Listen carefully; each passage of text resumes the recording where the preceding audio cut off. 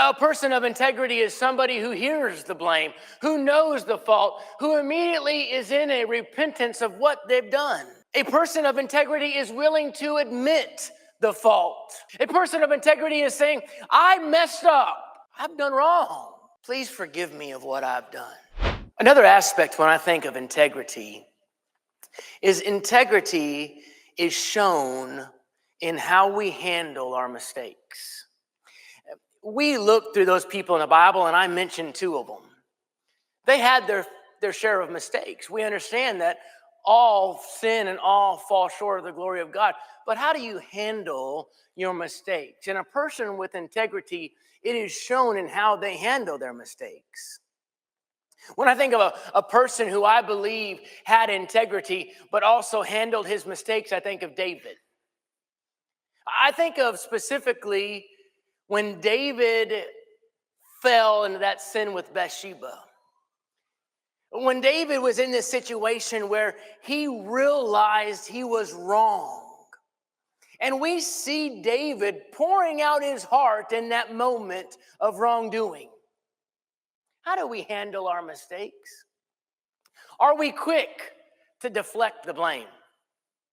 You've heard somebody make the argument where they accuse you of doing something, and pretty soon the person who's being accused is deflecting and they're accusing somebody else of the problem. That is not a person of integrity. A person of integrity is somebody who hears the blame, who knows the fault, who immediately is in a repentance of what they've done.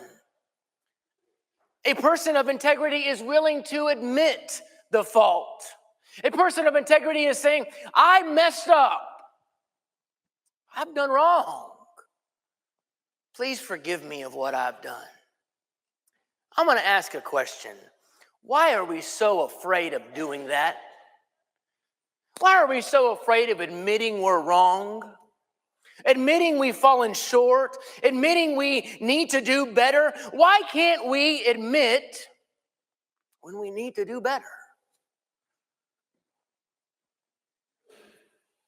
When I think of somebody who has had a spiritual transformation, I think of somebody who's able to look at their life and say, I've messed up and I need to do better.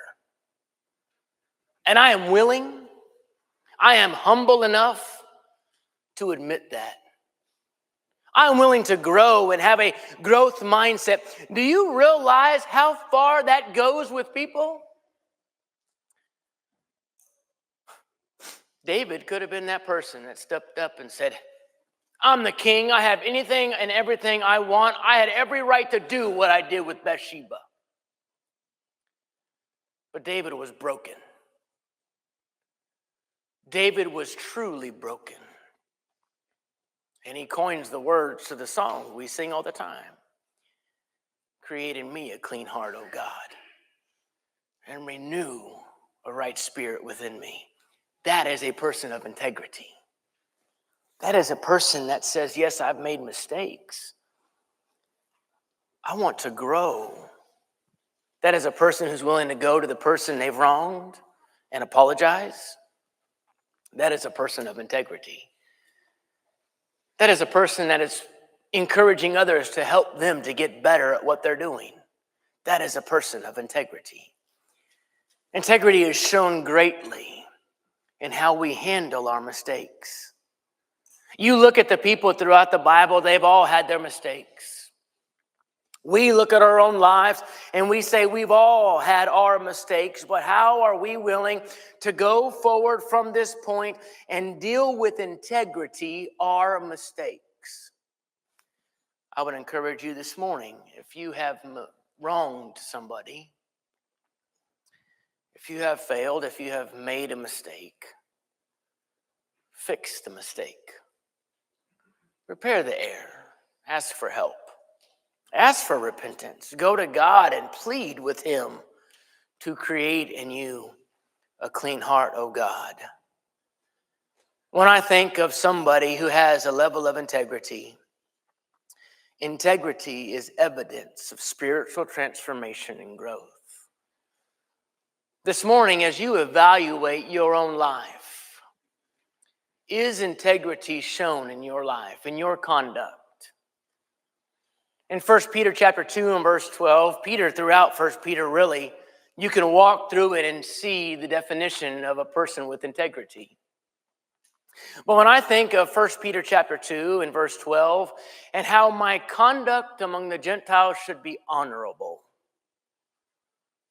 it's interesting, the idea. I know it's not said in the same words, but you have the idea in 1 Peter chapter 2 and verse 12 that my conduct should be honorable. Paul, in writing to Timothy, tells them about the qualification of an elder, that they should be above reproach. We should be pure and holy as he is holy. A person that's of integrity. A person who is consistent between the inside and the outside.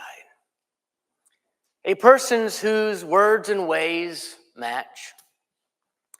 Whose beliefs and behaviors coincide. And a person whose attitudes and actions are the same. Are we people of integrity? This week, I would encourage you to evaluate your own life and to see the spiritual growth or the spiritual transformation. And maybe there is a moment in that evaluation and you say, maybe I have not been a person of integrity. Maybe start with this. Are you the same today as you are tomorrow in your profession? Do the same words you use around your grandmother, are they used around your buddies at work?